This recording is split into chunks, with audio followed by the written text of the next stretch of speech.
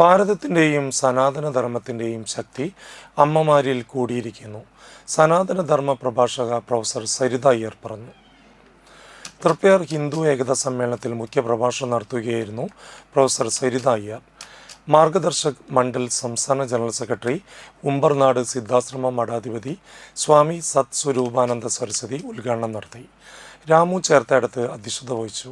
CR Rajesh, Arun PV, Ramakrishnan master, Krishnakumar Vadasseri, വിവിധ ക്ഷേത്ര committee ഭാരവാഹികളും M ദേവദാസ് ഏങ്ങൂർ, ഭൂപേഷ് വെള്ളാഞ്ചേരി, കൃഷ്ണകുമാർ വടശ്ശേരി, MV വിജയൻ, മഹേഷ് ഏങ്ങൂർ, ഷൈബു പുളിപ്പറമ്പിൽ, ബാബു മഠത്തിൽ, ധനേഷ് പ്രസാദ്, ശിവരാമൻ എരഞ്ഞെഴുത്ത്, ദിനേശ് വെള്ളാഞ്ചേരി, സുരേഷ് നടുമുറി എന്നിവർ നേതൃത്വം നൽകി.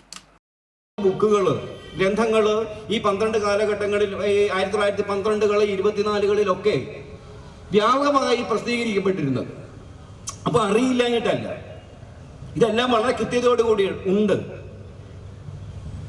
അതുപോലെ തന്നെ ബാലഗംഗാധര തിലകന്റെ പഠനങ്ങൾ വേണ്ട, ഇതൊന്നും വരെ ഗവനിക്കേണ്ട, പഠനങ്ങളൊന്നും ഭാഷകളൊന്നും ശ്രദ്ധിക്കേണ്ട.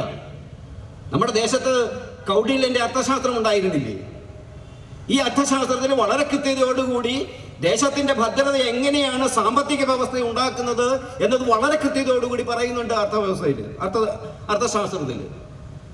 അപ്പൊ ദേശം എന്നതും സമ്പത്ത് എന്നതും രാജ്യത്തുള്ളവരുടെ ഭദ്രത എന്നതുമൊക്കെ വളരെ കൃത്യതയോടുകൂടി നമ്മുടെ പൂർവികർ ശ്രദ്ധിച്ചിരുന്നു.